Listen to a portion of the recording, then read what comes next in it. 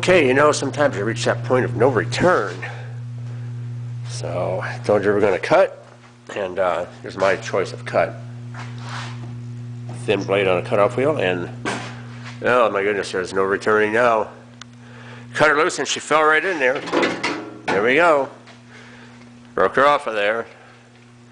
Nice big hole in here now. The moment of truth here now. We'll lay this over the top and we'll see if we indexed it where it needed to be. Okay. Well, we're looking pretty decent here. Pretty close. I can't keep it up, stamp it without sliding off, but okay. Yeah, pretty close. Looks pretty good there. We'll use this now as our final template where we're going to make our cut on the old Fender. That way, I should, in theory, drop right in the hole. We've all heard that story before, right? Okay. So, all right. We'll lay that down on top of here. We'll make our final mark for the cut on this one. And we'll cut out the part we need to weld into this one. Okay, we'll bring you back as we make more progress. Okay, I moved this one around a little bit more here. We can get it right up on. See how close we are on everything. Looks really good. Index marks seem to have worked out really nice. Okay, we're going to make our final mark, and we're going to cut it out of the old Fender now, and we'll have our tire well to put in the new Fender. Bring you back. All right, more progress here. Oh, look at that. We've got a hole in this Fender now, too. Huh.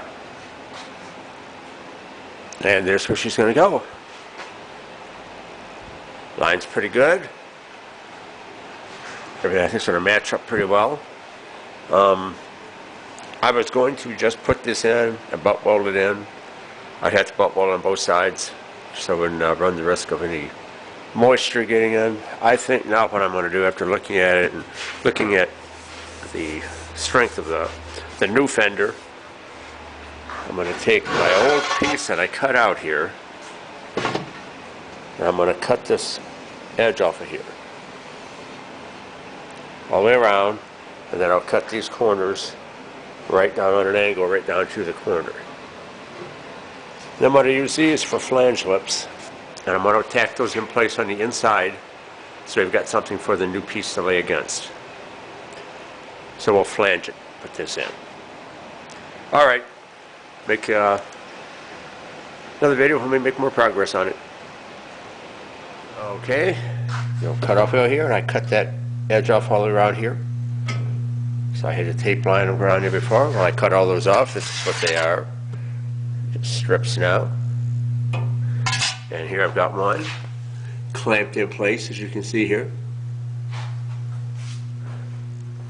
See how much it sticks up out here. About the same on the inside. Just making a flange on here. Spot this in place.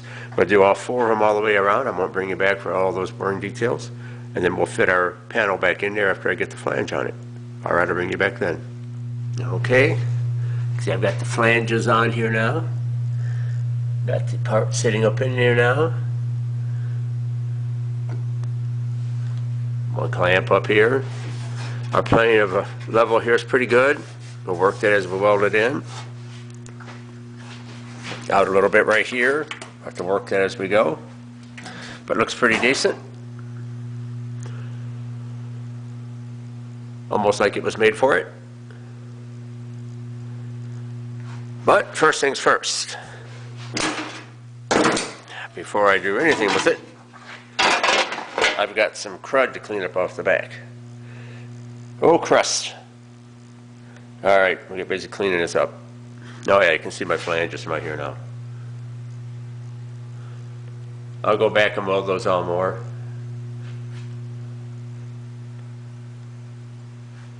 A few more spots on them, make sure we've got them where we want them. There you have it. Alright, bring up the pace on the Fender here. See how we're in place here now. See where the flanges are. Our insert that we cut out here, which was a spare tire well. You can see right here where it's concave. So how we're spotting it all in. Sprayed some old through primer on. Flange underneath on the back side of the insert piece. Everything's looking really nice. Small gap around, as you can see. Make it easy to weld up to. I think it'll be nice and strong. Shouldn't get any warpage or anything here. Put a straight edge on all this and it looks really nice. All the contours follow real nice. Everything looks good.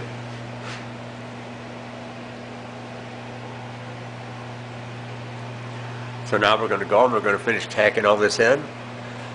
I'll tack it all the way around. We'll just go like, we'll start right here.